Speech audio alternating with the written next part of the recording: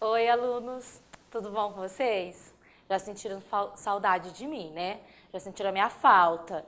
Viram o primeiro momento e agora falaram assim, gente, gostei dela.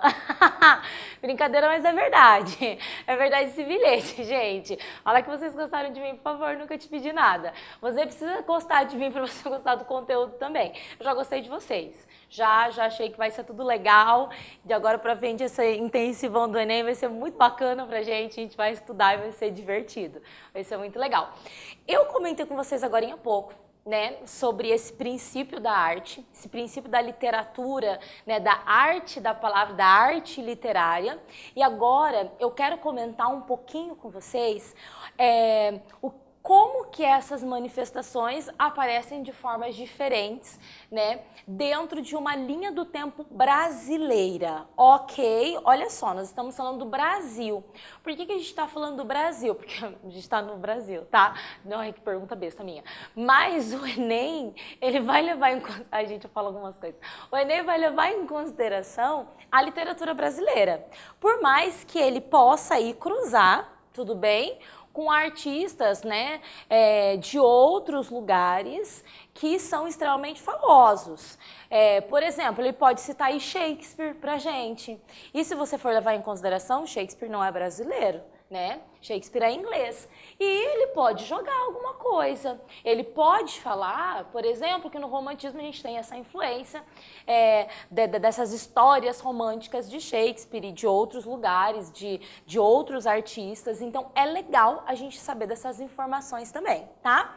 Nesse momento eu queria que você observasse um pouquinho do que a literatura vai apresentar para a gente durante todo esse processo de o começo do Brasil, como as coisas aconteciam lá atrás, até nos dias de hoje. É só para a gente entender um pouquinho do que você precisa saber quando a gente fala do estilo, né, de quem fala, de onde ele fala, a gente falou isso, né, na aula passada, quem fala, de onde ele fala, quais informações que a gente tem de importante que eu preciso lembrar nesse momento. Então acompanhe aqui comigo um pouco do que nós veremos e estudaremos durante esse período, tá?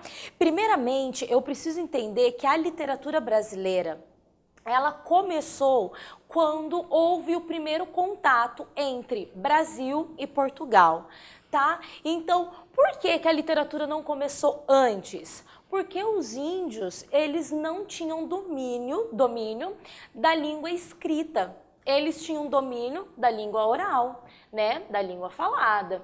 Então, a oralidade era muito forte. Quando o português chegou aqui, houve esse contato, né, entre o índio e o português, só que a gente conhece na história, tá, que o português não veio aqui com o intuito de fazer amizade, nem de conhecer, vou dar estudo bíblico, não, né, ou vou ensinar os índiozinhos a lerem e a escreverem. Não foi esse o conteúdo, não foi esse o contato que eles tiveram. Então a gente tem nesse primeiro momento aqui de literatura, esse contato de Portugal com o índio, com o Brasil, né, que é o que a gente vai chamar de quinhentismo, que ocorreu aí por volta, tá, gente, né, nesse século XVI, em todo esse período dos anos de 1500. Não podemos esquecer que aqui no Brasil eu tenho quinhentismo. Quinhentismo é o meu período histórico, né, é a minha data de 1500. Enquanto em Portugal, em toda a Europa, estava acontecendo o classicismo. Então eu coloquei aqui para vocês o classicismo, para vocês lembrarem que lá na Europa, em outros lugares, estava acontecendo o classicismo, mas no Brasil a gente teve quinhentismo. Até porque a nossa literatura nesse período, ela não tinha ainda cara de literatura. O que nós temos aqui, que entendamos como literatura, é o texto escrito, tá? E era um texto completamente de informativo. Então, vou colocar aqui, ó, informação, tá? Os meus textos, eles tinham esse propósito de informar. Informar o quê? O que que era essa terra nova? Esse novo lugar, o novo lugar. Quem eram essas pessoas que estavam aqui? Como elas agiam? O que que elas faziam? E aí você vai lembrar da carta de caminha. Lembra da carta de caminha?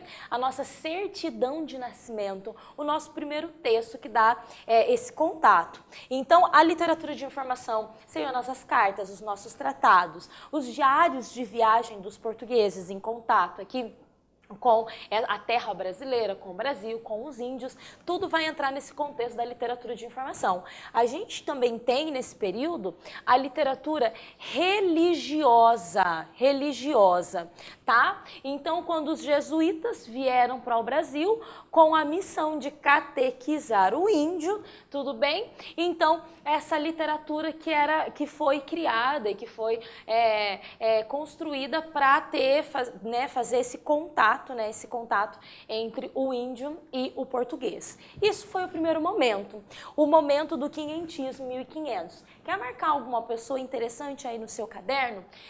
Nós vamos falar um pouquinho depois do José de Anchieta, que foi uma das pessoas importantes, um jesuíta super importante aqui no Brasil, e ele tem uma história muito bacana que a gente vai falar também depois, tá bom? Fora isso, vindo para um contexto de 1600, em 1600 o Brasil já começa a se organizar enquanto escola literária, enquanto movimento literário, intelectuais vêm para o Brasil, né? Então, eu quero que você entenda que eu vou ter um contato muito direto com Portugal, tanto que esse período pra gente, né, por barroco e arcadismo, ele é conhecido como a nossa era colonial, né, em que a nossa literatura, a nossa fonte artística de conhecimento, tudo, ela era embasada, ela voltava para Portugal. O nosso olhar sempre era do português para com o Brasil, o português para com o índio. A minha literatura tem muito esse viés, né? Nós temos um contato direto com a Europa por causa de Portugal e muitos dos problemas europeus são trazidos e colocados aqui pra gente. Nós temos o barroco que começou em 1601 com a obra Prosopopeia do Bento Teixeira. O Bento Teixeira, ele não vai ser o principal autor desse período, porque aqui nós temos dois grandes nomes. Eu vou colocar Gregório, né? Gregório de Matos, vou abreviar aqui para vocês, tá? Gregório de Matos, e nós temos aqui o padre Antônio Vieira, que são os dois principais autores desse período. E o que o barroco traz pra gente?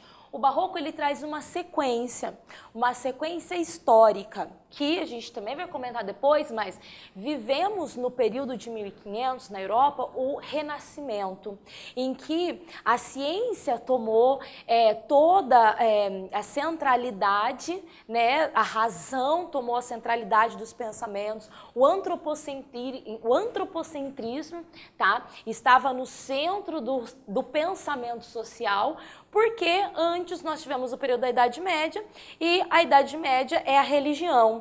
Saiu a Idade Média, entrou o Renascimento, a razão, a ciência, esse boom muito grande e a reforma religiosa.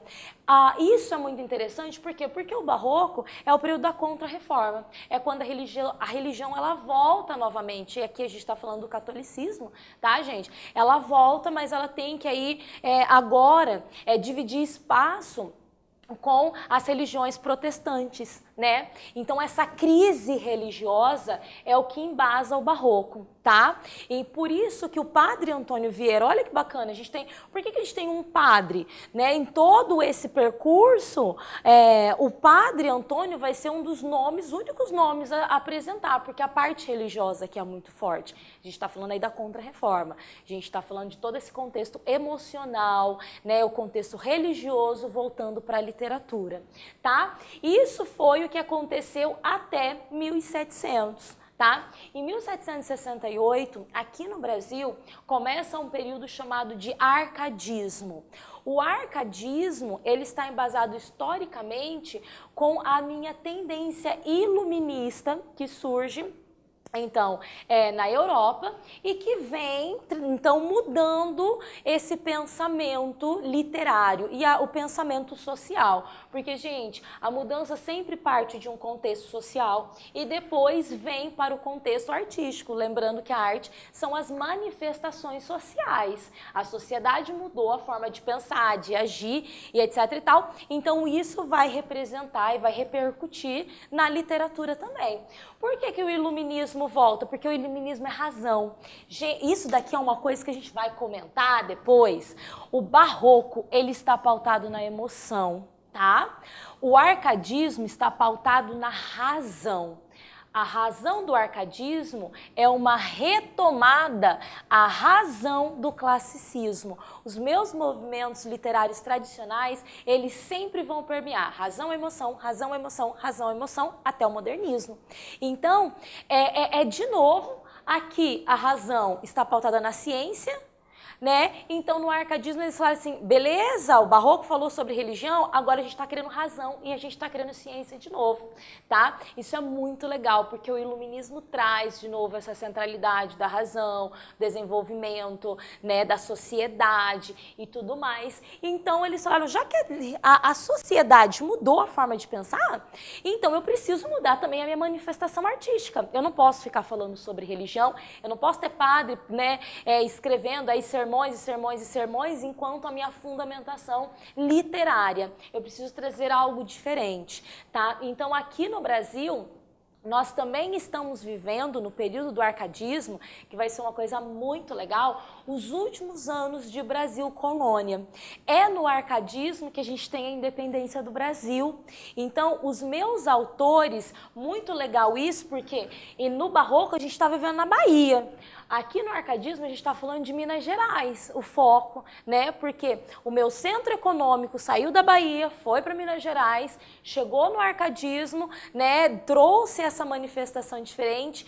O iluminismo trouxe a ideia da liberdade, né? Nós tivemos no período do arcadismo a expulsão dos jesuítas. Então, quando os jesuítas foram expulsos do Brasil, nós tivemos o controle da escola. E quando eu falo nós, os intelectuais, os artistas, e tudo começou a mudar, tá? Mas a literatura do arcadismo é uma literatura racional.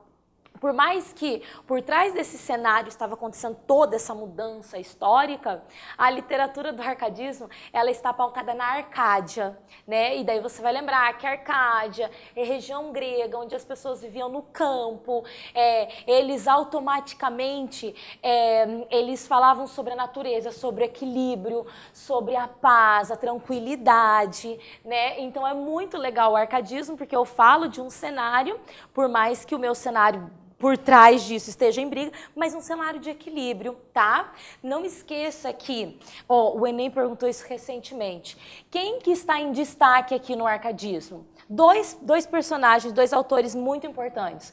Um carinha chamado Cláudio Manuel da Costa, gente, eu vou colocar só o primeiro nome, tá? Cláudio Manuel da Costa e o Tomás Antônio Gonzaga. Tomás Antônio Gonzaga. Eles estão aqui em destaque no período do arcadismo. Recentemente caiu no Enem uma questão do Cláudio, falando sobre esse cenário do arcadismo e mostrando uma tristeza, uma melancolia do Cláudio. E aí você olha e fala assim, no arcadismo ninguém era triste. Não, no arcadismo ninguém era triste. Tem a tendência do carpe diem, aproveite o dia, todo mundo ali feliz. Mas a tristeza do Cláudio é que por trás desse cenário lindo da poesia do campo do arcadismo, estava ocorrendo, né, aqui no Brasil esse processo final de colonização. Eles ainda estavam brigando por causa, né, da cobrança muito grande dos impostos, né? Então isso vai apresentar e vai aparecer nas poesias do Cláudio. E você também não pode esquecer, foi o Cláudio que começou o arcadismo, tá? Então ele é um nome muito importante. E a gente não pode esquecer do Tomás Antônio Gonzaga, super aí querido, conhecido por Marília de Dirceu, Romeu, né? Por cartas chilenas e várias outras obras, assim, muitos textos legais que a gente conhece desse período. Ok, Brasil se tornou independente. Gente, Brasil se tornou independente, a gente precisa caminhar. Por quê? Porque quando o Brasil se torna independente, eu começo a falar assim, tá, não dá pra ficar falando mais de ovelhinha no campo, pulando, né? Tá tudo bem, tá tudo tranquilo. Eu mudei o meu tom. Primeiro, eu saí da era nacional. Eu saí da era colonial e eu vou entrar na minha era nacional. Então, a partir do romantismo, tudo que vai acontecer daqui para frente entra dentro do meu contexto da literatura nacional, ok? Então, o que vem a ser a literatura nacional? Agora, eu não tenho artisticamente uma ligação forte com Portugal. Até então, todo mundo ia fazer faculdade em Portugal. Agora não, eu começo a ter faculdades no Brasil. E o meu contato vai ser com outros países. Logo de cara aqui no romantismo, eu tenho contato com quem? Com a França. Os franceses, eles estão à frente da maioria dos movimentos literários, tá? Os franceses iniciam praticamente a maioria dos movimentos literários. O que os brasileiros fizeram? Vamos beber direto na fonte, vamos direto para a França. E eles fizeram alianças e trouxeram o contexto do romantismo. O romantismo, ele tem a ideia do nacionalismo. E olha uma dica legal para vocês. Todas as vezes que o meu movimento literário for extremamente nacional, e é lógico, a literatura sempre vai ser nacional, tá, gente? Porque a gente está no Brasil, eu vou falar do Brasil, ok? Mas quando o Brasil, a minha nacionalidade é característica principal, eu tenho 3 movimentos literários. Ok? Então guarda isso. O Brasil se tornou independente, eu preciso de um movimento literário que seja 100% nacional. Vamos criar o romantismo. Amar demais algo, ou seja, amar demais a pátria. E amar demais alguém, sempre vai ter uma mulher para eles amarem. Gente, sempre, tá? Sempre tem que ter aí um corpinho, um crush, alguém. A gente sempre sofre de amor. Ai, prof, não tô com ninguém. Faz bem, tá? Faz bem. Faz bem de estar apaixonadinho de vez em quando, tá? Não deixa o amor extrapolar as outras coisas, mas é legal o teu crush. E aí, o romantismo vai trazer essa ideia do nacionalismo. E eu tenho 3 gerações na poesia.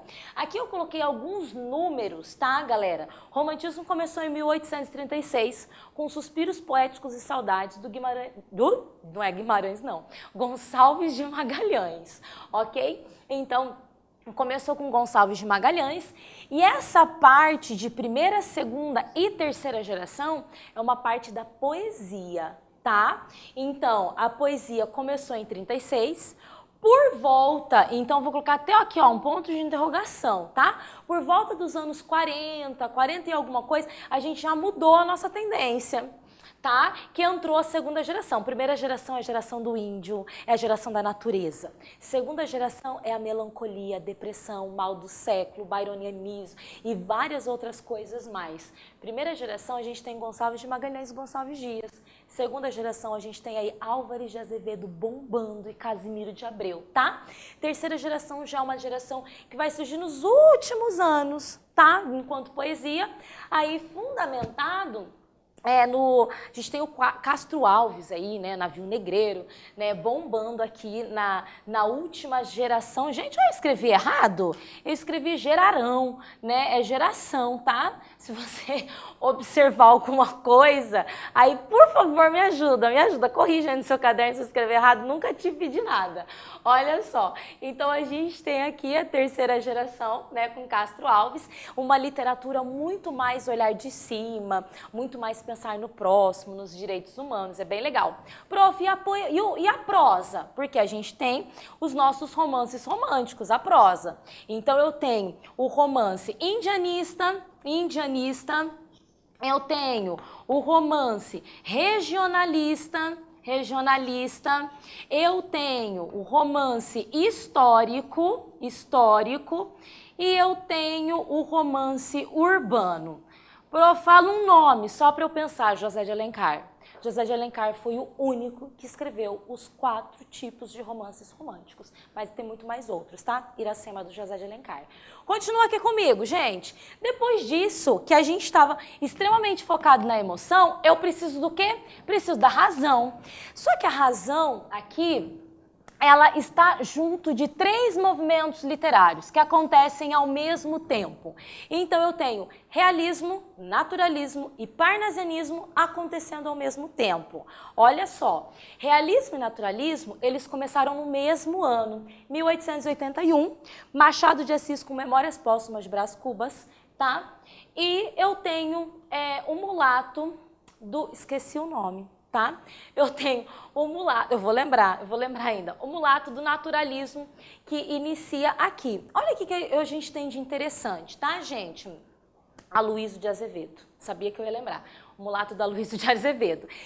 Nesse momento, eu tenho 2 movimentos literários que trabalham só com a prosa. Marca aí. Você não vai ter poesia. Machado de Assis escreveu poesia, mas não foi legal, tá? Então, viu? Até o Machado de Assis não é 100% top de linha. Você fala, professora, eu sou excelente em todas as disciplinas. Tem alguma que você dá aquela, tipo, aquela gaguejada, né? Então, relaxa, filhinha. Machado de Assis escreveu romance, escreveu conto, escreveu crônica, mas a poesia não era tão legal não, tá? Então, o realismo é o Machado de Assis, tá? Isso é muito importante, foi o Machado de Assis que começou o realismo. O naturalismo a gente tem vários autores, mas o Aloysio de Azevedo é o principal. Ele escreveu o Mulato, mas o mais famosinho dele é o Cortiço, tudo bem? Então marca aí no seu caderno, a gente tem isso.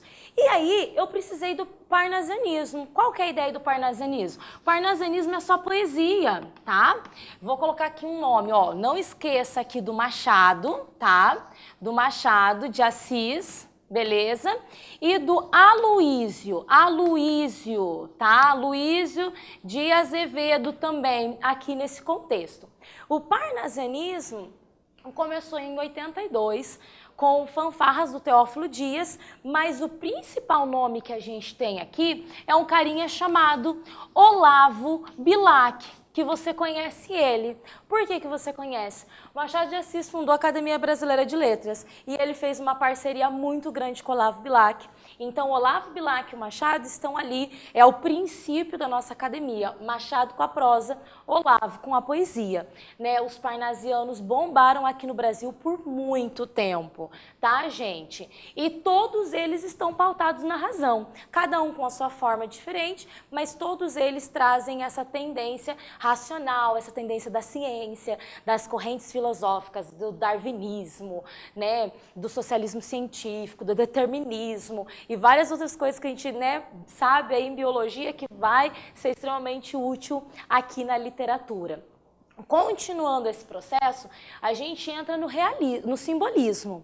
Olha só, o simbolismo, ele veio para combater a razão. Você viu que o tempo todo a gente fala razão, emoção, razão, emoção.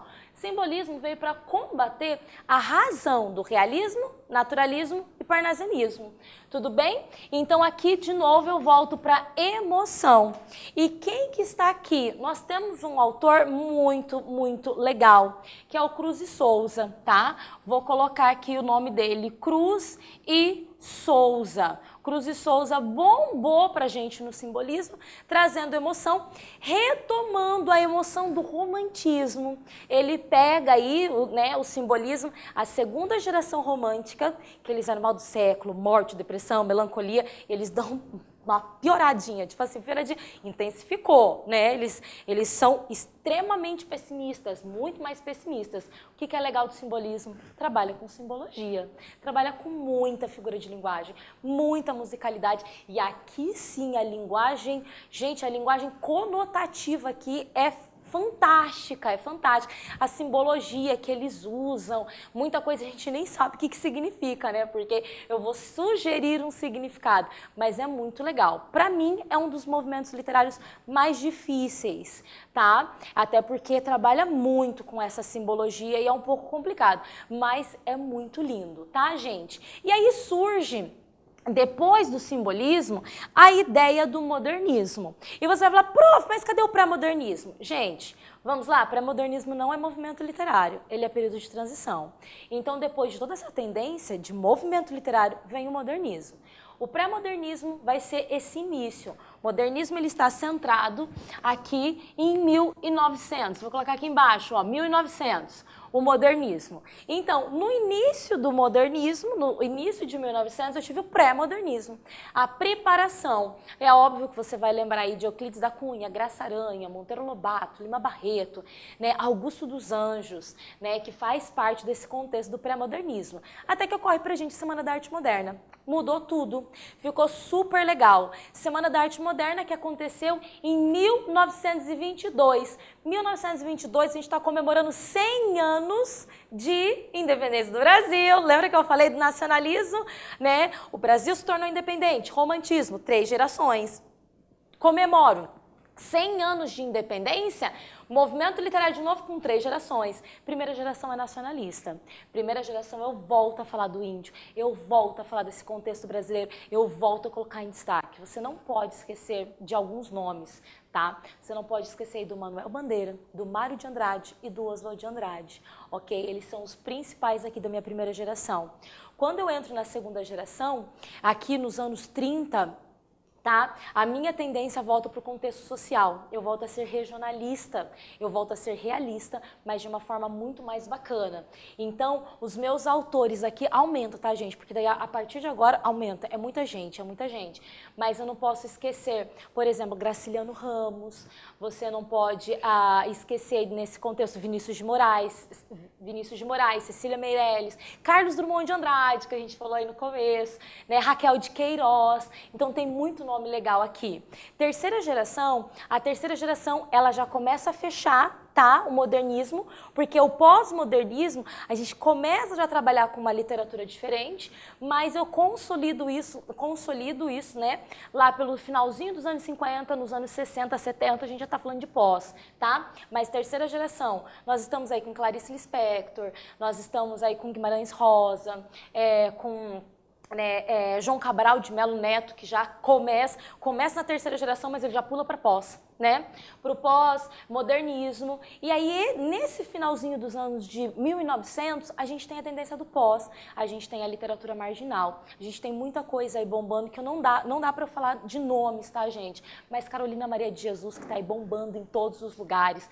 A gente tem muitos autores que falam um pouquinho sobre esse contexto do marginal. Rubem Fonseca, né? É bem bacana. E aí eu fecho com vocês com a literatura contemporânea. O que é a literatura contemporânea? Não tem ainda uma certeza, um consenso entre os críticos, mas a gente chama hoje de contemporâneo não o princípio do pós, mas a literatura após os anos 2000. E aí eu te digo, cai muita literatura após os anos 2000 no Enem, tá? Tudo que aparece com data após 2000, a gente vai chamar de contemporâneo. E os nomes são variados, que não dá para também, nesse momento, apontar nomes para vocês, mas tem muita gente bacana aí surgindo. Galera, eu espero que vocês tenham gostado, tá? Isso daqui é um pouquinho de tudo que a literatura pode apresentar para vocês e é um pouquinho do que a gente vai estudar de revisão nesses próximos momentos. Sempre falando do contexto histórico e voltando para a interpretação. Contexto histórico e voltando para a interpretação. Espero que vocês tenham gostado. Beijo e te vejo nas próximas aulas.